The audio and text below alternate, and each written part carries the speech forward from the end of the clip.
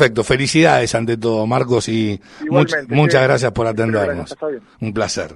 Marcos, bueno, no tuvimos la posibilidad de dialogar acerca de lo que tiene que ver con el DNU, que, bueno, dictaminó Javier Milei, y me gustaría, en primer término, conocer cuál es tu mirada, cuál es tu opinión al respecto.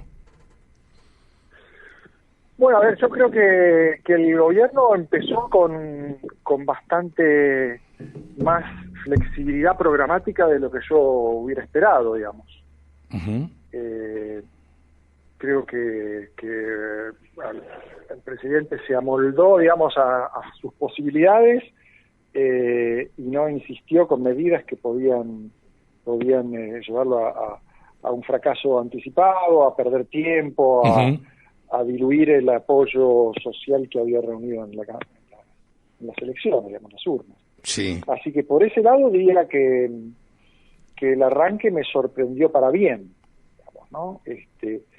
Después me parece, bueno, que hay 3 arenas en las cuales se va a definir si esto, digamos, es sostenible o no, digamos, ¿no? Si en el tiempo que viene por delante esta primera instalación relativamente exitosa va a prosperar, que tiene que ver con el ajuste, uh-huh. con el DNU y con las sesiones extraordinarias, digamos, ¿no? Me parece que son las tres arenas en las que se define si esto se consolida, ¿no? Seguro. Ahora, Milei envió un paquete de reformas, un paquete de leyes al Congreso. Es más, en el día de hoy, como bien sabés, convocó extraordinarias desde el día de hoy hasta el 31 de enero del año que viene, y todavía hay una inactividad total en el Congreso. ¿Cómo se entiende esto, Marcos? A ver, bueno, yo no sé si no le estamos pidiendo demasiada velocidad a un gobierno que ya está esforzándose bastante por acelerar, digamos, no, pero no me refiero al gobierno, me refiero a los congresistas. Claro, sí. Sí, bueno, a ver, el Congreso está muy desorientado, ¿no? Yo diría que no podemos esperar mucha.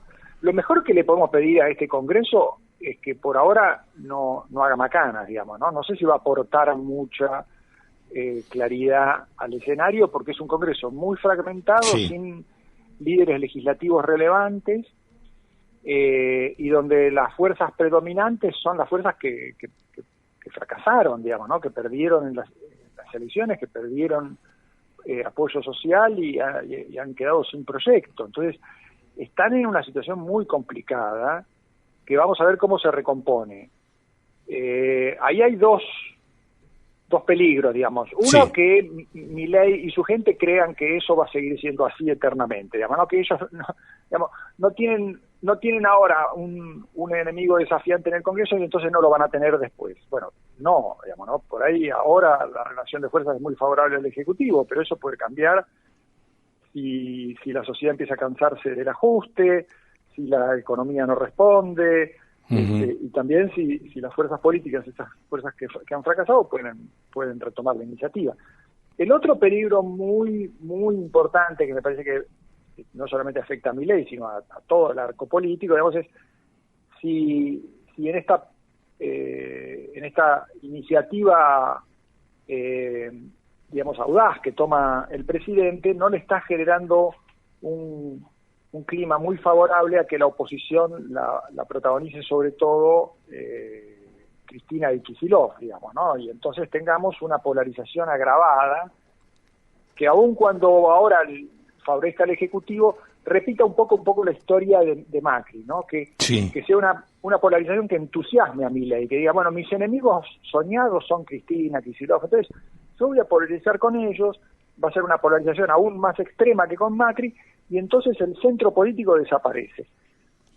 Eso me parece que también es un negocio que puede ser en lo inmediato rentable, pero a mediano plazo muy complicado para la propia gestión de Milei y también para la democracia argentina, digamos, ¿no? Sería una polarización que a la larga vamos a pagarla, porque esas sociedades polarizadas, como lo vemos en Estados Unidos, sí.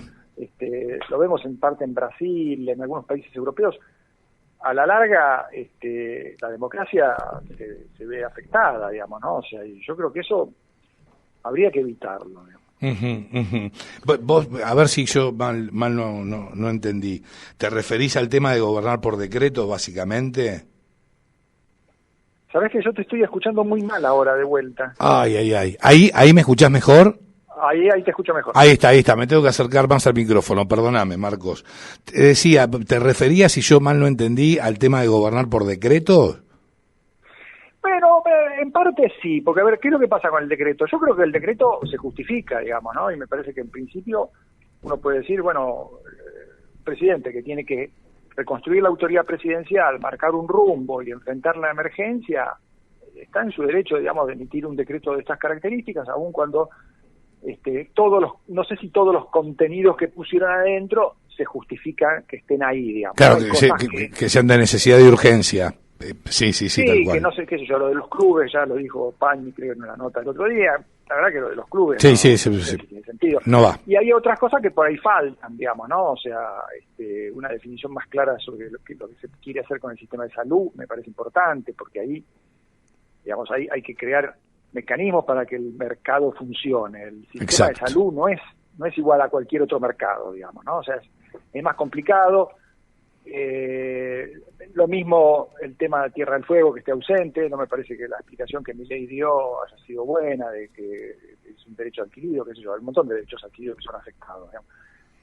Bueno, hay un montón de cosas para discutir ahí, pero me parece que lo esencial para discutir es que cuál es el objetivo político del decreto. Es mostrar que se tiene la iniciativa y generar condiciones favorables al Ejecutivo para negociar esa iniciativa, o es imponer los cambios a rajatabla y no negociar nada, digamos, ¿no? Yo creo que... ¿Vos por cuál te volcás de las dos opciones? Bueno, yo creo que lo mejor que puede hacer Milei es, después del shock inicial y de tomar la ventaja, digamos, ¿no? Que le da la popularidad que reunió y le da la función presidencial en una situación de emergencia. Esas son dos grandes ventajas que Milei tiene y que tenía que aprovechar. Comparto. Pero una vez que usa esa ventaja, tiene que, me parece que avanzar en una dirección que le permita sostenerla en el tiempo. Y eso es inevitable que abra una negociación. Porque si no lo hace rápido él, lo va a terminar haciendo cuando se debilite el impulso que entiendo, tiene, ¿no? O sea, sí. Si él lo negocia en enero o febrero, después lo va a tener que hacer en marzo o abril, y yo creo que va a ser peor. Entiendo, sí, te entiendo a la perfección. Ahora, hay que hacer una escisión, me parece, entre ambas cámaras, entre la baja y la alta. Digo, tenemos a una Victoria Villarruel que ya consiguió consensos y apoyo, ¿sí?, político, ¿sí?, que de alguna manera desbancó al kirchnerismo de la fuerza y de la imposición que se planteaba cuando Cristina Fernández de Kirchner era presidente del Senado.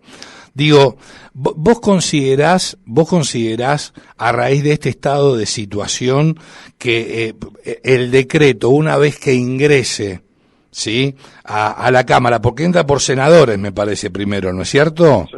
Bien, y aprobándolo en senadores, ya el decreto está, está en vigencia, entra en vigencia. Sí, con que lo apruebe una Cámara ya alcanza, pero lo que pasa que, Milei postergó un poco toda esta cuestión para marzo o abril, digamos, sí, ¿no? O sea, sí. no incluirlo en extraordinarias. Entonces yo creo que ahí ya le da tiempo a las fuerzas de oposición, que no sé si es conveniente, ¿no? O sea, tal vez hubiera sido mejor que no dar tanto tiempo. Yo estimo lo mismo, pienso lo mismo que vos. Puede hacer otras cosas. Perdóname. Sí. En el interior él puede hacer otras cosas.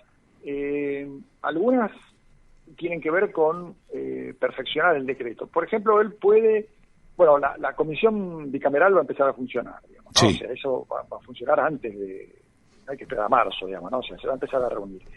Y ahí él puede usar esas reuniones de la comisión bicameral para testear cuáles son los puntos de resistencia y ver cuáles son las formas de sortear esos puntos de resistencia, a ver si es con proyectos correctivos, si es con algún otro DNU que amplíe o limite o dé precisiones.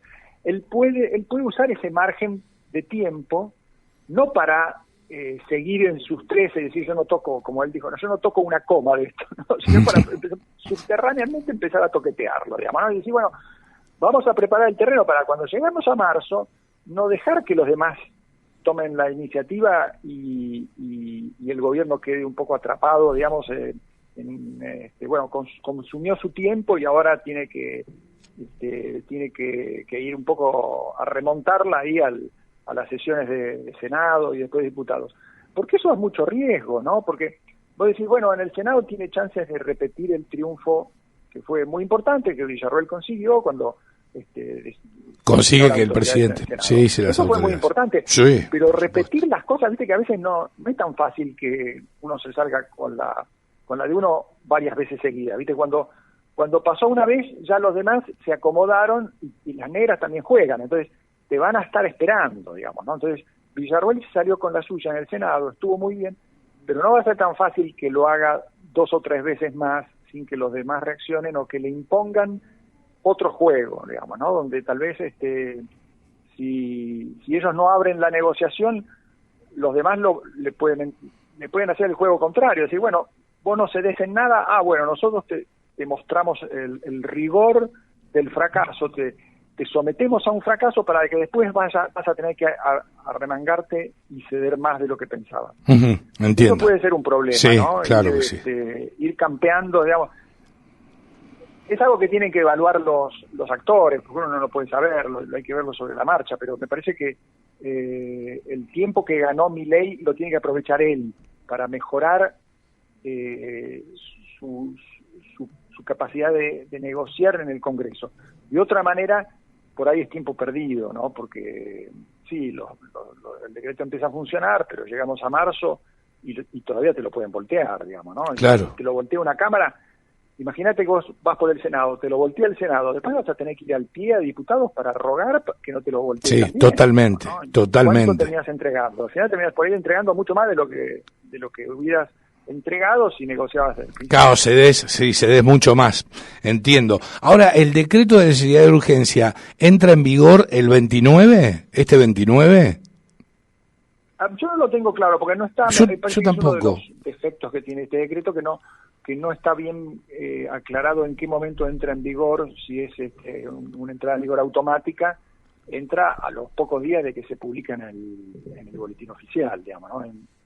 By default entra en rigor, en vigor. Me parece que es así, digamos, ¿no? Entonces hay que hacer la cuenta de los días después de la publicación en el boletín oficial, claro, exactamente. Te va a consultar Miguel Riza, Marcos. Vale. Marco, buenas tardes y felicidades. ¿Cómo estás? Igualmente, che. Muchas gracias. Te escuchaba atentamente con Silvio y entra en vigor ahora el DNU del viernes 29, como bien se estuvo viendo en distintos medios y también a través de las distintas redes de distintos políticos, ¿no? Así que les comento a los dos que el 29 ya entra en vigencia. Mirá, no sé. El punto hay que ver a partir de mañana, con esta marcha que va a tener la CGT, con lo que van a presentar en tribunales, y a partir de ahí, cuándo si se va a expedir o no la Corte, o en qué momento se va a expedir, a partir de ahí puede haber alguna resolución que pueda llegar a alterar la cuestión en torno a la vigencia o cómo se implementa el DNU. Y volviendo a lo que vos hablabas en torno al Congreso, que vos le preguntabas a Silvio Marco, el punto es que está empantanado el Congreso porque todavía faltan conformarse comisiones para que los proyectos que entren puedan ser tratados en esas áreas, ¿no? En las comisiones, para poder establecer el dictamen. Y por otro lado también es que el Congreso de la Nación ya quedó determinado cuando fueron la primera vuelta. O sea, ahí la gente ya se conformó la Cámara de Diputados cuando se votó en primera vuelta. Lo que quedó después fue un balotaje. O sea, ya estaba determinada la Cámara de Diputados, y el que fuese presidente, tanto Massa como Milei, ya sabía la cantidad de diputados y senadores que iba a tener cada uno porque quedó determinado ahí. Sí, efectivamente es así. Uh-huh. No entiendo a qué va La El razonamiento, ¿no? O sea, claro. No, porque cuando estaban hablando con Sirio, decían de cómo estaba conformado la Cámara a partir de cómo estaba, digamos, hoy la Cámara de Diputados, pero ya estaba definida ya en la primera vuelta eso. O sea, que más a tanto... no, está bien, sí. La composición está definida en la primera vuelta. Claro, a eso iba como... Claro, Ujú. lo que no está claro es cuáles son los alineamientos. Claro. Exactamente, eso es lo que está Porque faltando la verdad definir es que para ver cómo se van a ir moviendo, porque hoy por hoy es un Congreso, como digo yo, que está empantanado en alguna medida, porque faltan comisiones todavía a conformarse. sí, eso es consecuencia de una enorme incertidumbre y fragmentación que domina las fuerzas políticas un poco por el propio resultado, digamos, ¿no? Hay un resultado de primera vuelta que define, digamos, tercios, pero que en realidad no son tales, porque no se sabe qué va a pasar con la bancada del peronismo, no se sabe qué va a pasar con la bancada de Juntos por el Cambio, tipos que fueron electos por Juntos por el Cambio, algunos son pro-Milei y otros son anti-Milei, ¿no? O sea, dentro de los partidos hay mucho desacuerdo, entonces no hay autoridades de bloque que sean que den certidumbre, que son los que van a negociar los paquetes de votos, porque esos paquetes de votos en algunos casos por lo menos no existen, digamos, ¿no? ¿Cómo van a votar todos los diputados del PRO? No se sabe, porque hay tipos que son de la reta, exacto, que probablemente quieran oponerse a algunas cosas de los que hace Milei, de los proyectos que presente, del propio DNU, y otros que están con Ritondo, con Macri, que van a votar, digamos, ciegamente, van a apoyar cualquier cosa, digamos. Entonces, para no hablar del radicalismo, el radicalismo tiene 30 y pico de diputados. ¿Son todos lo mismo? No, algunos responden a Lustó, otros responden al jefe de bloque, que es Loredo, que es bastante más moderado en su tono opositor, y después están los que responden directamente a los gobernadores, algunos de los cuales son muy favorables a Milei, como Cornejo, un poco también Valdés. Entonces es una... Frigerio.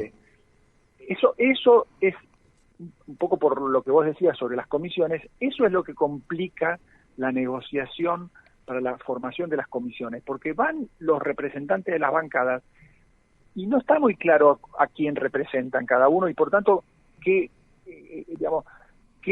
cuántos lugares le corresponde a cada uno en cada comisión. Si va de Loredo, yo represento 30 y pico, pero después cada diputado quiere hacer su propia negociación, entonces van también por su cuenta los diputados radicales y dicen, no sé qué habrá negociado de Loredo, pero yo quiero estar en tal comisión.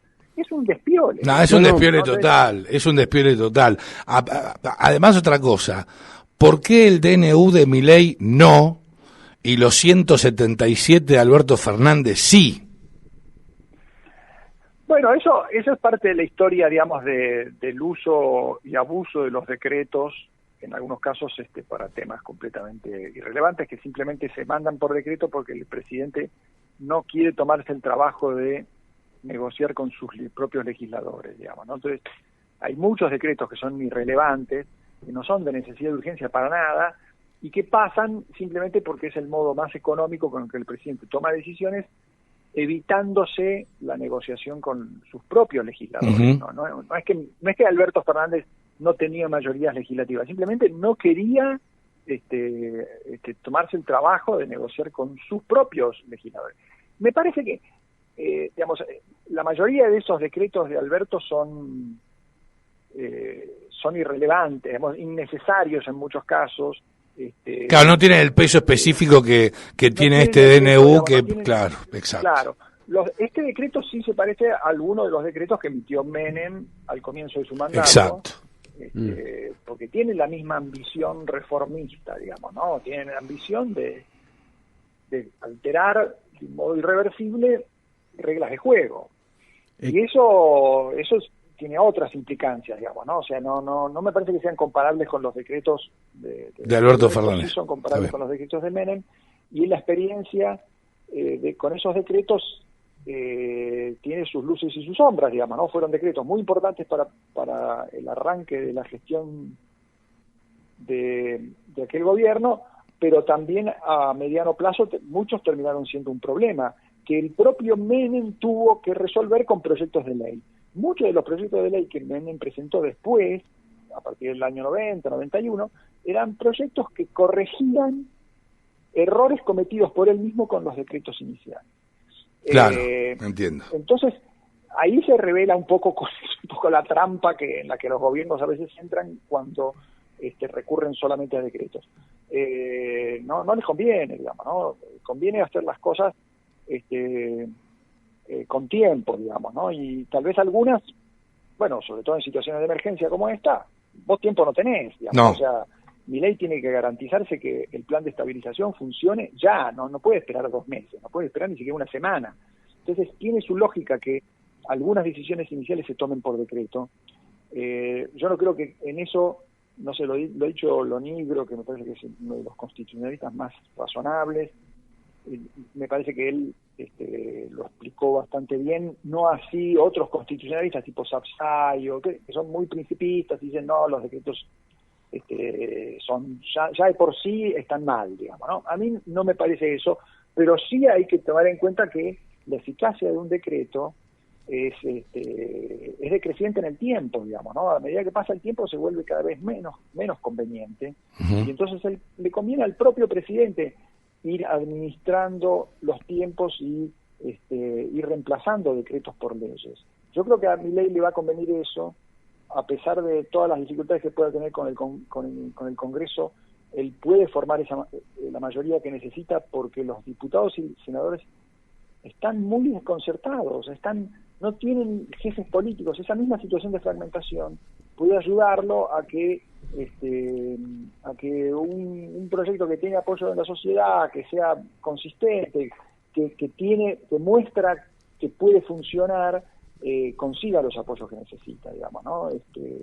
Eso me parece que sería lo ideal, y bueno, y para eso sería bueno que el propio Milei empiece a dar pronto también señales de que él, no en cualquier condición, pero sí en el marco de lo que fortalezca el plan de estabilización y de reformas, está abierto a la negociación. Marco, te hago la última de mi parte. Si bien es cierto lo que marcabas en torno a lo de Carlos Saúl Menem cuando fue presidente, con los DNU, pero había otra realidad también en torno a cómo estaba compuesta la estructura del partido peronista, justicialista en aquel momento, y cómo estaba compuesta la Cámara también, ¿no? Entonces eso también le jugó más a favor de lo que hoy puede ser lo de Milei. Por eso la jugada de Menem fue mucho más rápida, más, digamos, impulsiva o de shock, que lo que ahora le toca a Milei pasa por el Congreso. Sí, a ver, Menem tenía un problema muy grande con su propio partido, ¿no? Y con su propia campaña electoral, ¿no? Él había hecho campaña en contra de... Sí. Si hubiese dicho abierta, ¿no? Lo que iba a hacer, no me hubiesen votado. Ahí lo dijo todo. Él tenía que hacer un giro, sobreactuar ese giro, y no podía confiar ni siquiera en los legisladores que habían sido, se habían convertido en diputados y senadores gracias a él, digamos, ¿no? Habían sido electos gracias a una campaña que él estaba desmintiendo. Milei no tiene estos problemas. No. Milei tiene las credenciales de ser un presidente que viene a abrir mercados, que viene a potenciar el capitalismo abierto, digamos, ¿no? Que quiere reducir las funciones del Estado. Eso ya está asegurado, digamos, ¿no? O sea, no tiene que convencer a nadie más de eso. Lo que sí tiene que hacer es lograr que en el sistema institucional ese programa pase, sea aceptado, sea procesado por las instituciones, principalmente por el Congreso, pero también por los tribunales, también por los gobernadores, también por actores de la sociedad, digamos, ¿no? Vamos a tener protesta de la CGT, vamos a tener un montón de protestas empresarias también. Se despertó la CGT, resucitó, se convirtió en médico. Resucitó la CGT, pero bueno, era esperable que pasara. Digamos. Sí, por supuesto, sí, con estos tipos. Si todo sucede más o menos como sucedió también la protesta del polo obrero el otro día, vamos a ver que tanto apoyo no tienen, digamos, ¿no? Yo creo que el paro va a ser, tiene un riesgo muy alto para la CGT, ¿no? Que no le salga bien. Entiendo, porque, bueno, sí, comparto. Tanto eco no tiene en la sociedad, digamos, ¿no? O sea, hacer un paro cuando el gobierno empezó hace 10 días, la verdad que a mí me parece que ahí tienen alta chance de que no le salga bien. Entonces yo creo que todo eso hay que ver cómo se procesa. Y me parece que, digamos, la enorme ventaja que tiene Milei, comparado con Menem y comparado también con otros presidentes, es que él ya lo dijo, digamos, ¿no? Que ahora de lo que se trata es de explicar el detalle de las decisiones, por qué cada decisión es necesaria. A mí me parece que ahí falta todavía bastante... la cuestión comunicacional, ¿no? Decís vos, Marcos. Me parece que es, digamos, un esfuerzo pedagógico que sí. Sería interesante que aprovechen el verano para desarrollarlo. Entiendo. Está bien que hable Sturzenegger, pero me parece que sería bueno que hablen también los demás miembros del gabinete, que expliquen en lo que los afecta a ellos, por qué el DNU es importante, que salga el ministro de Salud, que explique por qué es importante. Uh-huh. El tema de salud en Argentina es muy significativo, la gente sabe que paga millones de mangos, se gasta un enorme porcentaje del PBI en salud y los servicios para la gran mayoría son muy malos. Son muy malos. Sí. La medida que se está adoptando por el DNU es muy pro eficiencia del gasto y favorable a la enorme mayoría de la gente. Eso se puede explicar. Me parece que falta todavía que el gobierno se dedique a eso, digamos, ¿no? Se dedique con el tiempo que ganó, al haber emitido el DNU y al haber tomado la iniciativa, tienen que generar un consenso más sólido del que existe en la sociedad, que es un consenso muy difuso, muy genérico. Uh-huh. Marcos, te agradecemos mucho. Siempre es un placer escucharte. Es muy lindo para nosotros que nos acompañes y te deseamos un muy feliz año. Nos estaremos viendo el próximo año. Sí, por supuesto que sí. Felicidades. Muchas felicidades, Marcos, y muchas gracias nuevamente. Marcos Novaro pasaba por la cocina de las noticias, nada más ni nada menos. Han pasado